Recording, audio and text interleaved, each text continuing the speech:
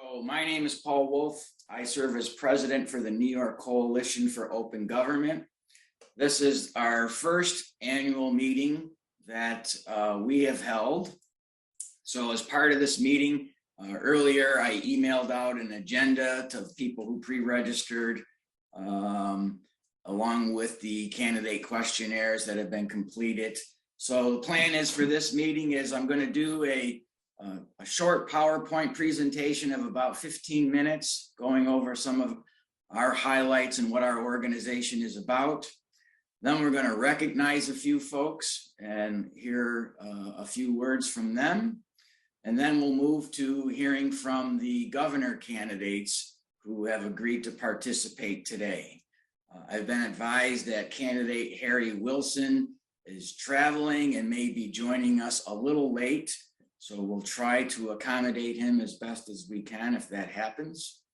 So let me first go to an overview about our organization and a brief PowerPoint. So let me see if I can pull off sharing my screen here.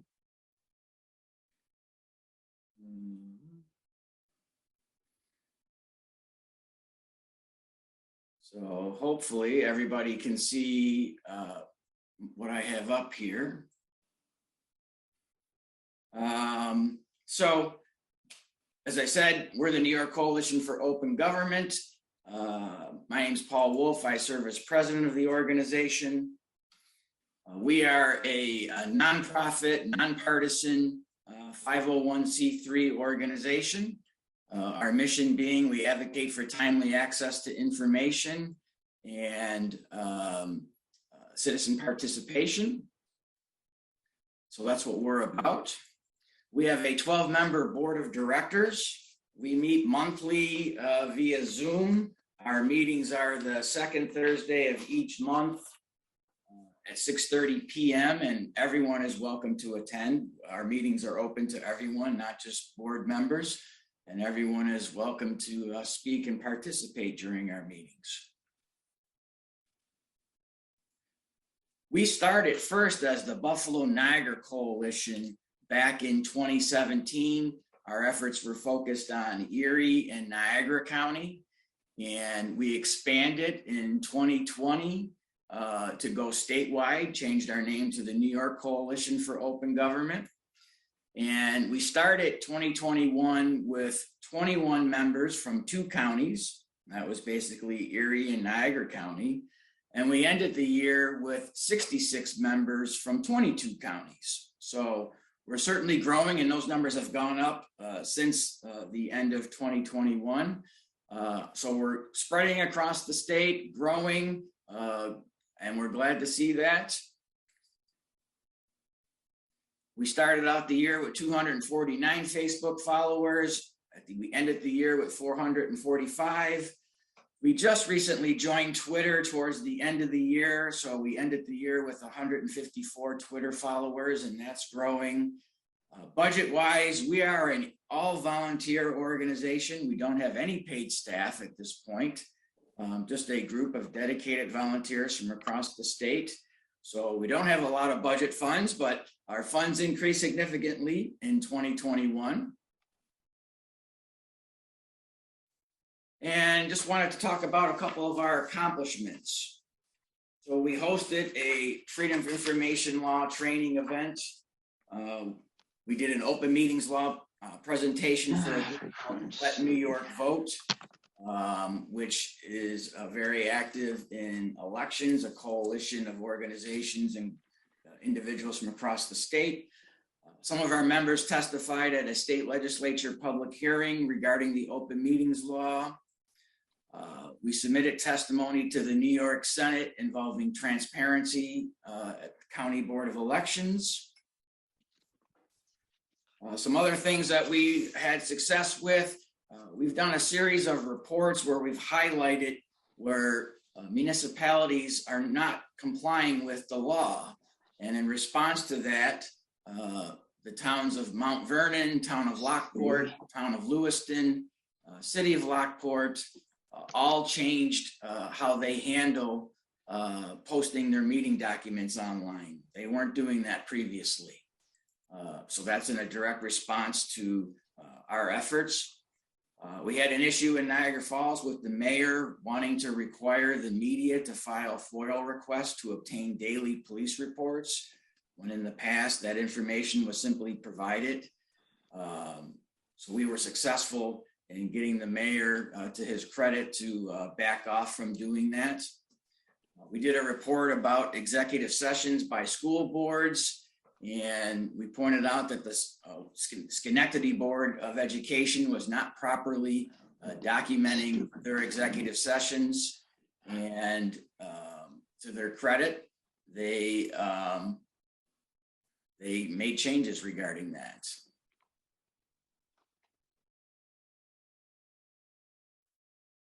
We've done several reports, and unfortunately, our reports on a regular basis document the lack of compliance with the law.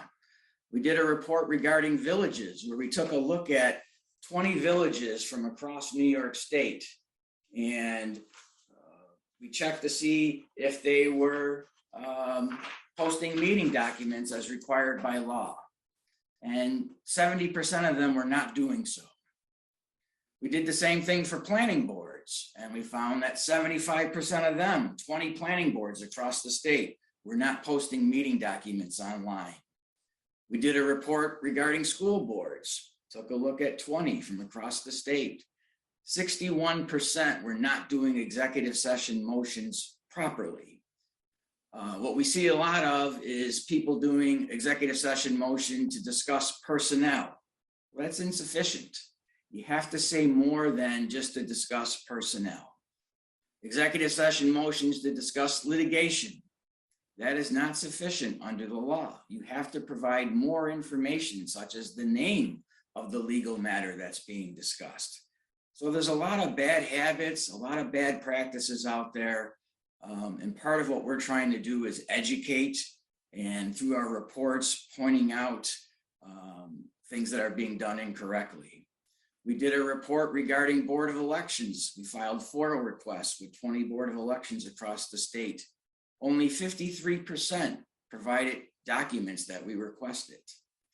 So the compliance rate, just in these spot checks across the state, has not been very good. I got to go back one slide because I noticed I skipped one.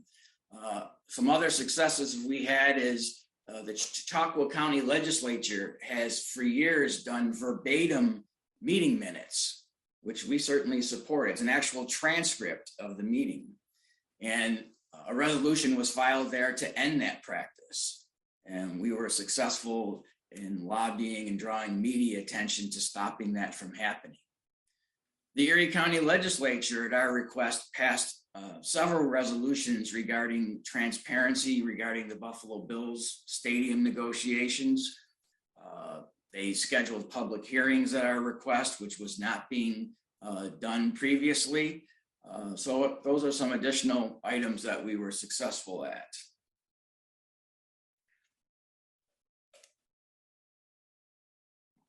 In addition to our reports, we were successful in getting some legislation passed last year. First changes to the open meetings law in over 10 years. And one of the bills was requiring meeting minutes to be posted online within 2 weeks of a meeting. It's always been the case that meeting minutes need to be made available within 2 weeks, but the law did not require them to be posted online. Many places were doing so, but not all. And so you have to either post meeting minutes, or in lieu of meeting minutes, a video can be posted, or a recording, I should say. We didn't like that part of the bill. I don't know why you can't do both, why you can't post written meeting minutes and a recording of the meeting. It shouldn't be one or the other. But nonetheless, this is a progress and a step forward. It has always been the case, or not always, for the past 10 to 12 years, it's been the case that if you have a website and you're a municipality, that you are supposed to post your meeting documents online prior to your meeting occurring. There was no time period in the law. It just said, as best as practicable, you should post your meeting documents online. There were court cases where documents were posted a couple hours before a meeting, and the court ruled, well, that was sufficient. The law didn't require anything more other than doing your best effort. We were successful in getting that new legislation to put in at least 24 hours before a meeting occurs. Your meeting document should be posted online. It's pretty minimal. We think it should be 72 hours, but nonetheless, that's a step forward. And now we have a time period in the law. Let's talk about some of our goals for 2022. As we've pointed out, there seems to be a tremendous lack of compliance with the law.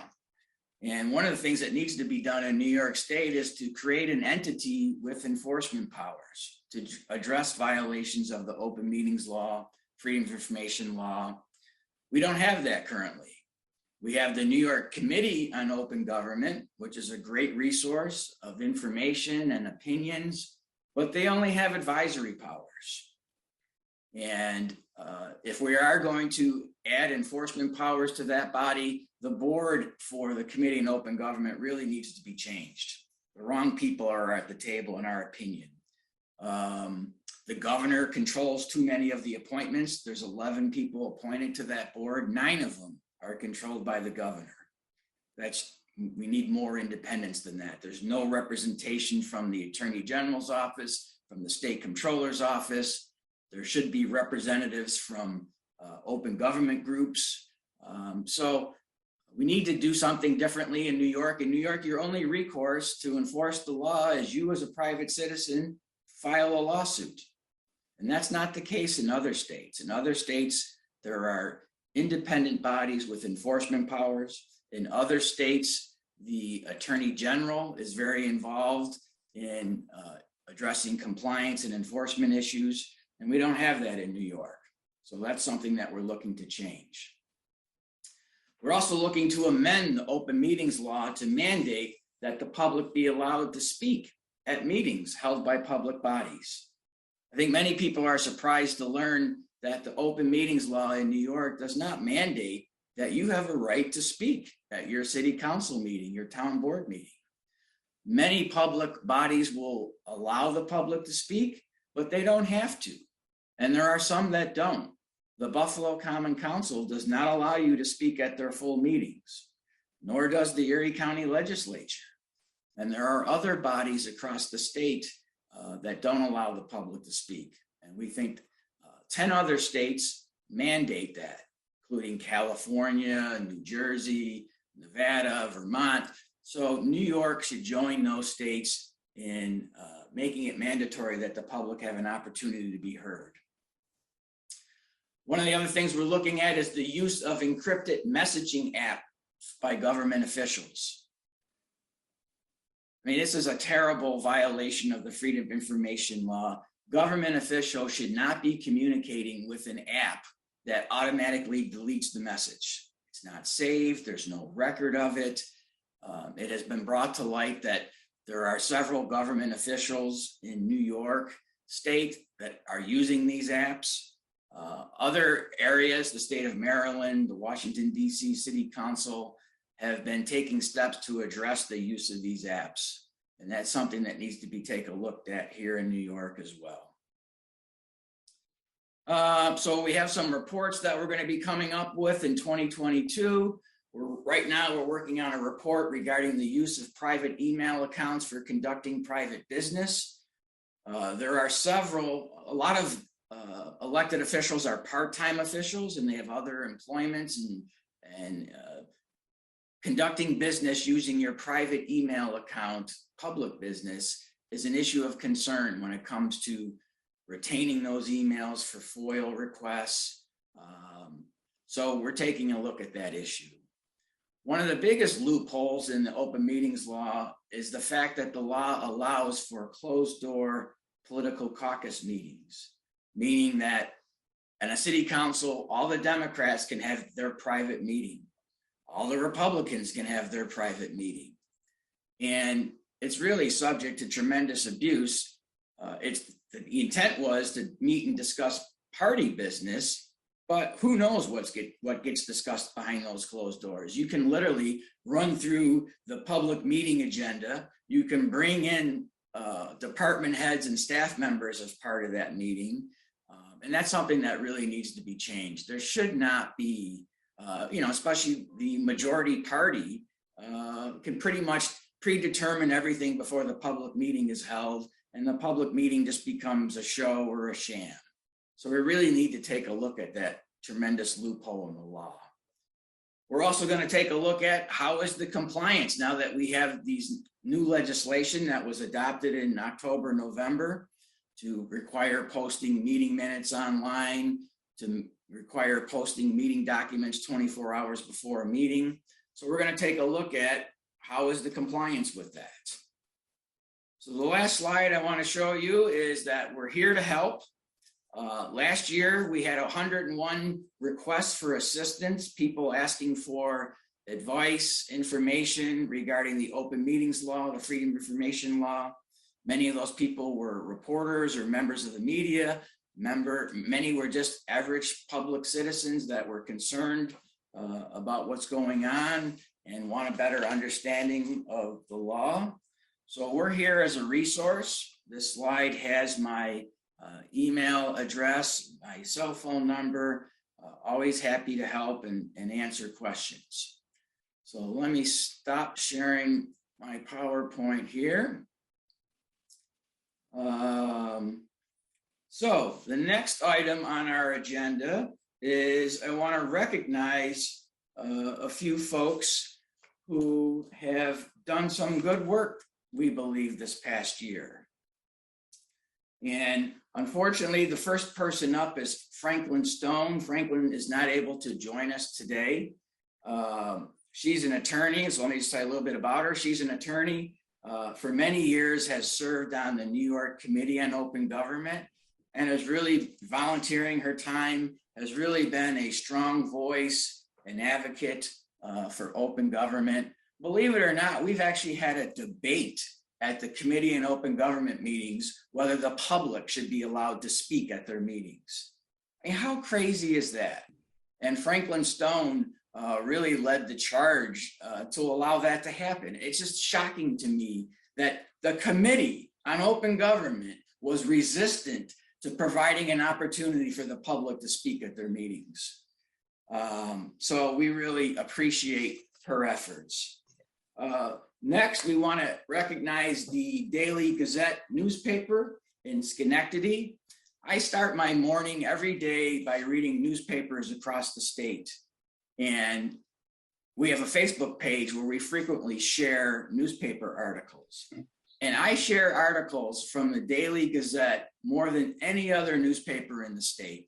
They really do a tremendous job of highlighting open government issues in their articles, their editorials. So I really encourage you, if you're interested in open government, take a look at their website. So I believe someone is here from the Daily Gazette, Mark Mahoney or someone else. So Mark, if you want to unmute yourself and say a few words. I appreciate it. Can everybody hear me? Sure. Yeah, my name is Mark Mahoney. I'm the opinion page editor at the Daily Gazette, and we've really made open government an important part of our editorial policy. We think it's vital for citizens to have access to their government, and they need an advocate. The media is an excellent place for an excellent resource for that, because we tend to cover the meetings as much as we can, and we go to them, and we follow the law, and it's kind of our thing. So we're proud to be an advocate, and we're really honored to be recognized by the New York Coalition for Open Government, just doing our jobs. The job has gotten a lot more difficult over the years. I've been doing this for 30-something years. We used to have reporters at every meeting so they could kind of be on the spot, and we always had that booklet from the Committee on Open Government in our pockets, where we would recite the law if anybody tried to close a meeting or try to pull some kind of go into executive session on a subject that wasn't covered under the law. We don't have as many people there now, so we rely on citizens to kind of take this upon themselves. On the editorial page, then we can advocate for people to do that, encourage people to do that, to go and take it upon themselves, and to educate them about their rights under the law, and also some of the the changes that are going on, and to advocate for some of the important changes that you've just spoken about, allowing people to speak at meetings, and putting up the agendas so that people know what's being discussed, so that they can address their governments intelligently and informatively. So it's been a challenge. Another challenge has been that the Committee on Open Government used to be an advocate for open government. They were actively on the citizen side, which is strange for a state agency to be. They're no longer have that role. It makes it more difficult. It used to be, if we had a problem, if we were locked out of a meeting or something like that, if a reporter was locked out of a meeting, we would call and, we would get an opinion from them. Now, actually, we rely a lot on you guys to do that for us. And you guys speak with a powerful voice as well to some of these people, the government officials, perhaps replacing some of the advocacy that the Committee on Open Government used to do in the past. So that's another challenge. So I just really, I really think it's important for the media to be an advocate and to be a promoter of open government. It's not just us, obviously, in the state. We see newspapers do a great job, like out in Rochester.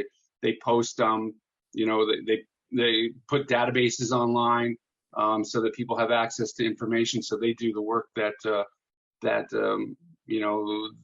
you don't have to do, so you can get access to information like that. So it's groups like yours, it's people like you who go to these meetings, who make the effort to do this, that it's very important. So it's a collaborative effort, and we're just happy to be part of it. And thanks for recognizing us. Thanks, Mark. Next person we want to recognize are two state legislators, Amy Paulin and Anna Kaplan. As we stated earlier, we were successful in getting two bills passed. This is the first time we ventured into trying to get legislation, and to get two bills passed in our first try was really a great accomplishment.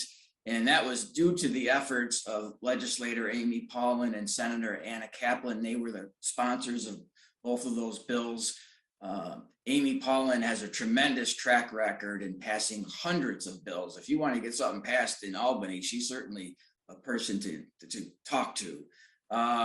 So let me introduce or turn it over to Legislator Paulin to say a few words, who I saw just recently joined us.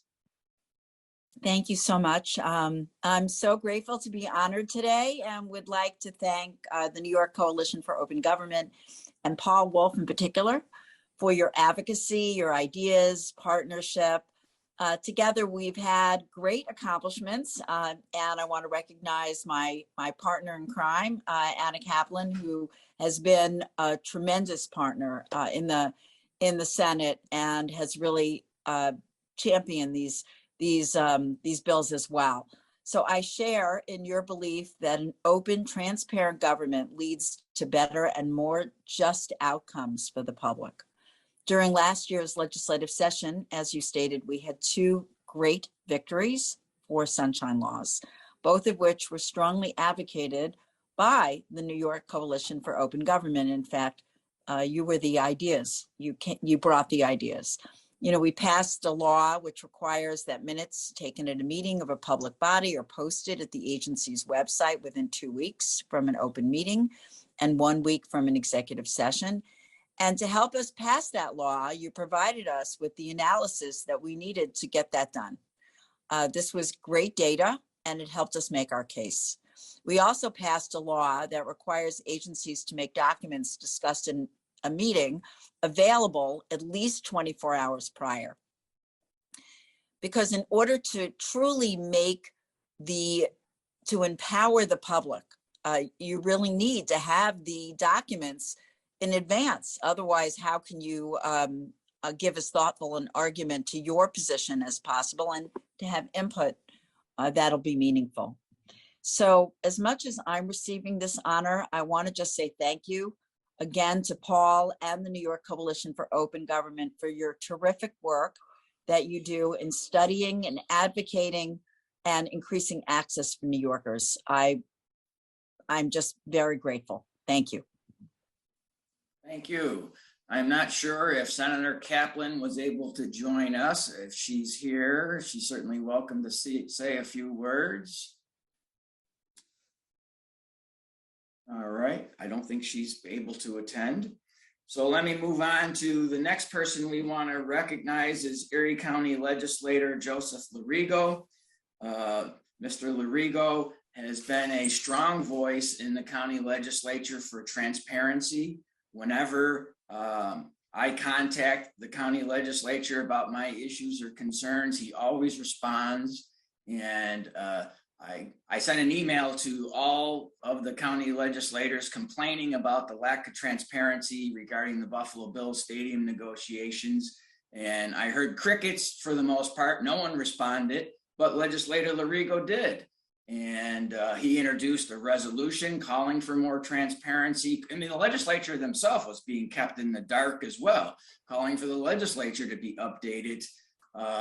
There was no opportunity, there was no plan to hear from the public. So we called for public hearings to be held, and Legislator Larigo introduced that resolution and got that passed so that there was an opportunity for the public to be heard. So we appreciate his efforts, and let me turn it over to Legislator Larigo for a few words. Good morning, everyone. Good morning, Paul. It's my honor to be here. I've long fought for transparency in the county legislature. I think more people should pay attention to what we're doing. I think they would be surprised at how government operates, especially if they watch our body. With regard to the Bills New Deal and the negotiations, the legislature and the public was kept in the dark completely. And ultimately, we're the ones that are footing the bill. And I think that we needed to have a role and have a say, and we needed to shine some sunlight on the process. Ultimately, we were able to pass a resolution that required the county executive to provide regular updates.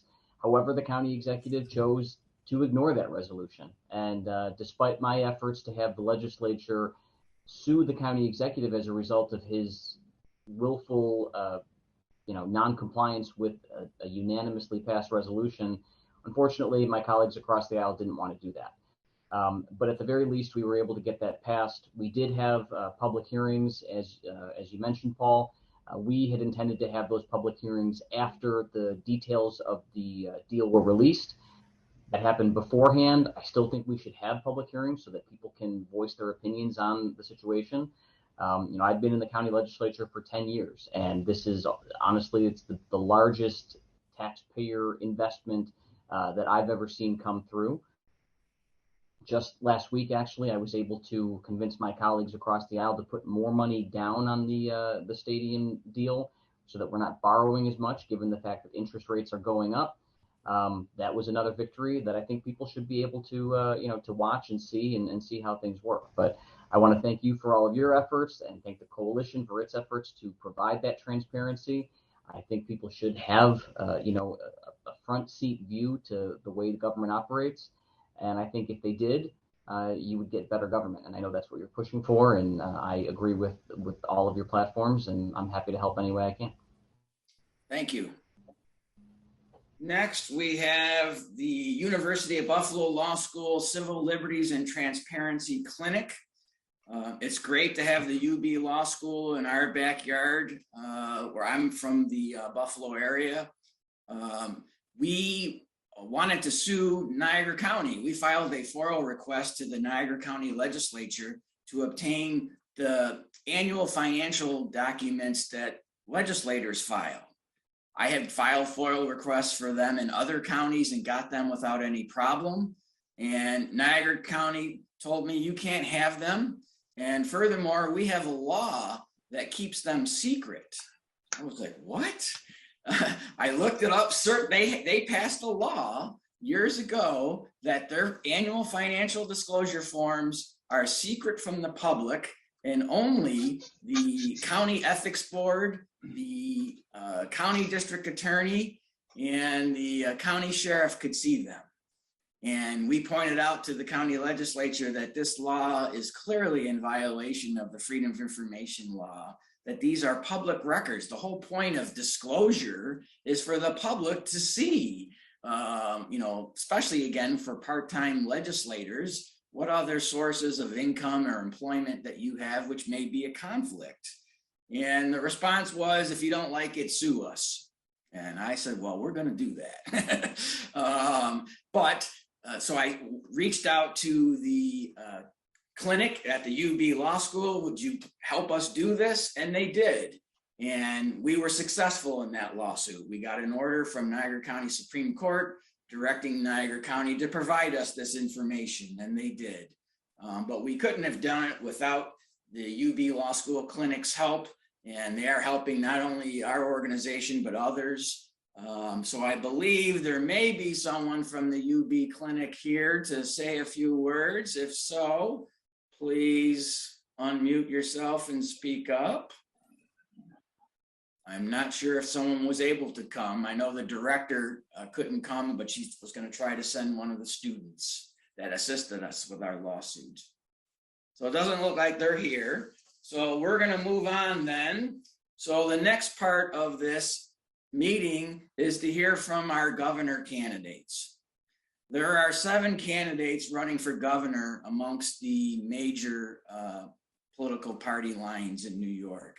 We invited all 7 to participate today. 3 of them agreed to do so, and we appreciate the fact that they have done so. And that's Robert Astorino, Congressman Tom Suozzi, and Harry Wilson. It's unfortunate that the other 4 weren't willing to participate. You know, everybody talks about transparency and how important that is to them, but if you can't participate for a few minutes at a Zoom meeting like this to talk about transparency in government, you know, I think that's unfortunate. But we appreciate the 3 that are present, and each one of them were asked to complete a short questionnaire. So when I sent out the reminder email this morning, I attached the copy of everyone's questionnaire.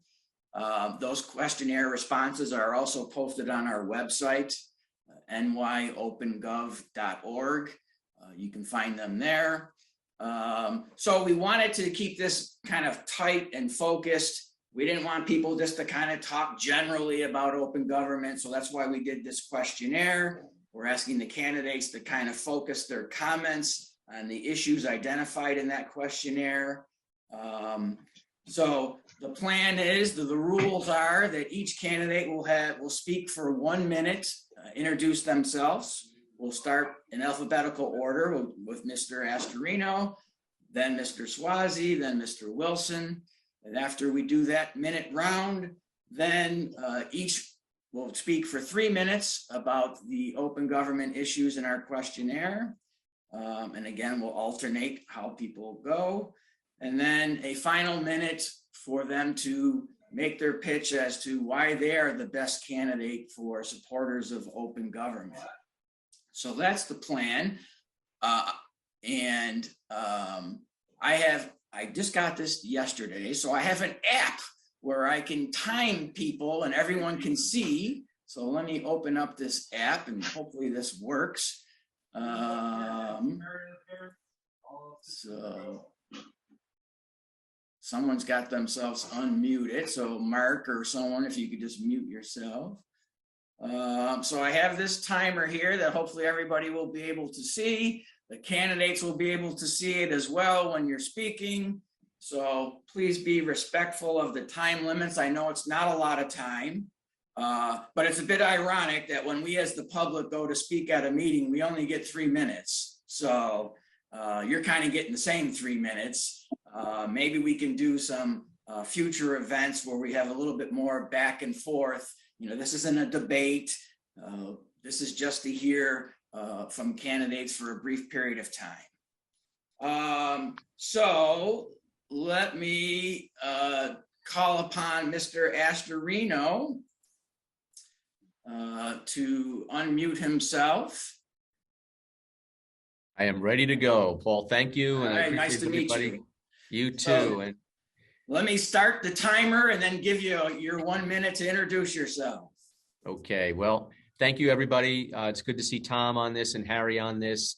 I have always been an advocate for open meetings and open government, and I walk the walk because as county executive, In Westchester, we started putting everything online in advance of meetings so the public can understand what's on the agenda. And the Board of Acquisition and Contract, which is very powerful, meets in the county executive's conference room and awards most of the contracts for the county. Was never transparent. It was always closed door. Nobody had an agenda in advance. We put the agenda in advance out, and we also televised the meetings or put them online so everyone could watch them or come in. And I am a big believer in everybody, the public, having a right to question their government. That is a fundamental principle of our democracy.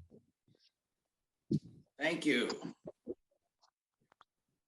So let me call upon Congressman Suozzi to unmute himself.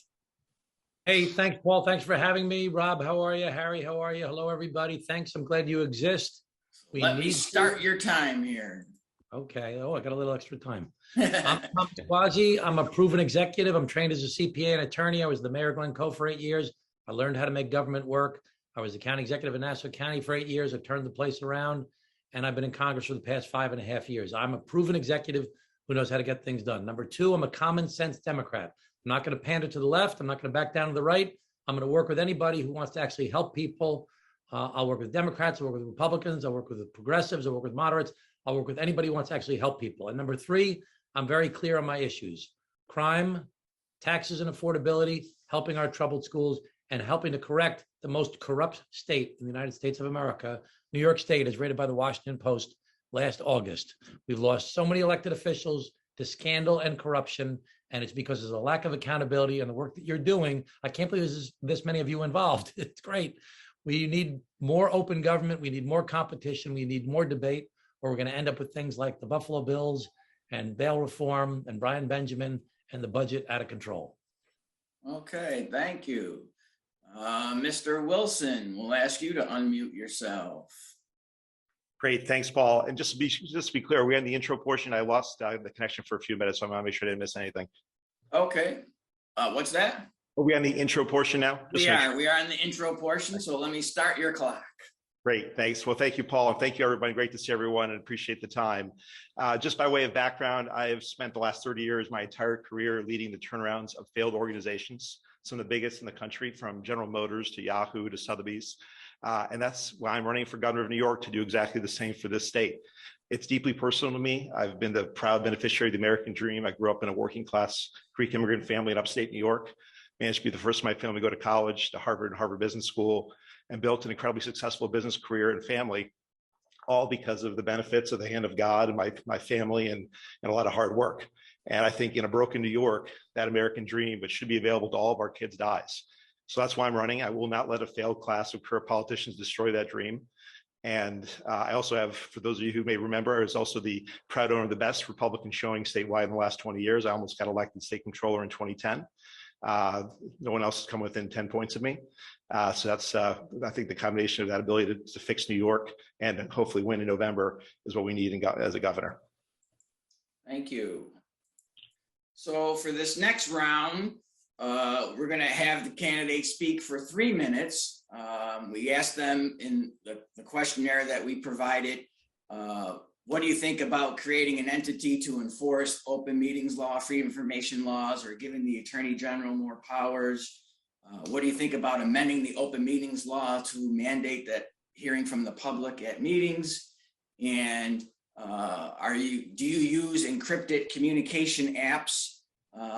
And are you in favor of prohibiting government officials from using such apps? So for this section, each candidate is going to have 3 minutes, and we're going to go in the order of Suozzi, Wilson, and Astorino. So I'll turn it over to Mr. Suozzi for his 3 minutes. You got to unmute yourself there, Mr. Suozzi. I agree with all of you on your issues. I think that the Attorney General should be given the power to help the public enforce open meeting laws. I think that people should be allowed to give public comments at meetings.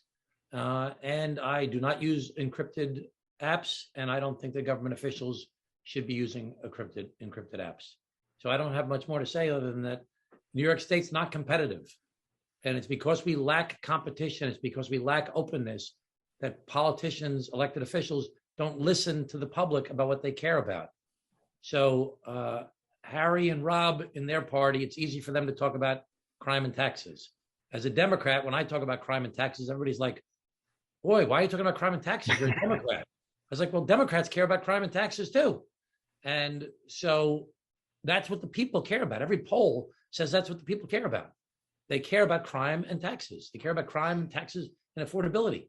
But because the politicians are not subject to an open process, they're not subject to competition, they don't listen to the people. They're only concerned about losing a primary. And the primaries for my party, you got to pander to the far left. For the Republicans, they pander to the far right. Everybody's pandering to the base instead of listening to the people about what the people want. And that's why the people are so sick and tired of politics, because they're like, how are you guys talking about that stuff? That's not what I care about. It's only the fringes that are talking about these conversations. So the politicians are pandering to the base. Social media is the most popular people are the people that pander to the base, that say the most extreme things, unless you're Rob Astorino's TikTok page, which is pretty funny. Or cable news, Tucker Carlson, the most popular person, 4 million viewers out of 330 million people, but he's controlling the conversation on one side. And on the other side, Rachel Maddow controlling the conversation with, whatever she has, 2.5, 3 million viewers. But politicians pandering, social media extremists, cable news just trying to feed their advertisers, an excited base. And then the thing we have to worry about the most, the Russians and Chinese feeding us messages of civil unrest and extremism to try and break our country apart. So without open government, without people having a way to enforce open government rules, without having public comments at public meetings, without having politicians who can be held accountable by hiding the stuff that they're saying on encrypted apps, you end up with broken government that has given us the highest taxes in the United States of America, that has given us a rising crime rate, that has given us a state where more people left than any other state in the United States of America, net out migration last year, the most corrupt state in the United States of America, and failed schools that have left kids behind for generations.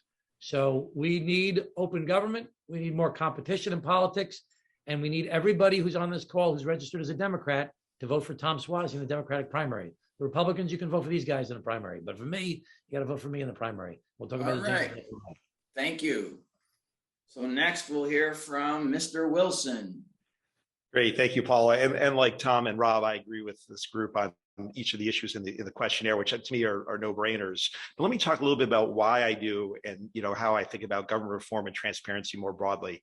So to me, the questions around government reform, transparency, accountability, which I think is hand in hand with those two issues, are essential to the foundation of a functioning government, of any functioning organization. I come to that view because after 30 years of dealing with failing organizations, you see patterns. And typically companies fail because there's a failure in governance. The board of directors is not doing its job. The management team commits fraud. There's a failure of checks and balances. That is time and time again, the most common reason companies fail, and is exactly what happens in Albany every day. That's why we're failing. We have the happy benefit of being able to tax people and stay in business, but otherwise we'd be out of business a long time ago. So that's why it's so important to me. The first policy plank we set out was around government reform. We had two primary elements of that. One was making sure we get better people in public life, including making it easier to run for office, greater accessibility to the ballot, both for parties and individuals, campaign finance reform, and a number of other issues to increase the capability of people in public life. But then the second, equally important part is increasing accountability. And that includes everything from term limits to replacing JCOPE, now with the current proposed new organization, but something that actually was real, that defends ethics from people who are obviously bound and determined to violate them. And let me talk about that as a segue to your first question, because I would have this new ethics body be a totally non-political body, not appointed by any elected official. And, Governor Hochul, in one of her better moments, had this idea about having law school deans rotate through. I think that could be part of the answer. I think I would include business school deans. I would include nominees from good government groups. Some states, for example, use the League of Women Voters, others the equivalent of this group or Citizens Union, other fine, outstanding organizations across the state that care about good government, but really make it a professional organization that would pursue ethics issues in state government. And that includes your first question of FOIA requests. There should be real consequences and timelines around FOIA requests. Now we have to strike a balance so that nuisance FOIA requests aren't, kind of jamming up the system. But the vast majority of FOIA requests that I'm familiar with come from responsible media organizations or responsible citizens. A lot of the things you talked about, Paul, earlier in this call. And so to me, that having an enforcement mechanism that involves both time and penalties is essential to that.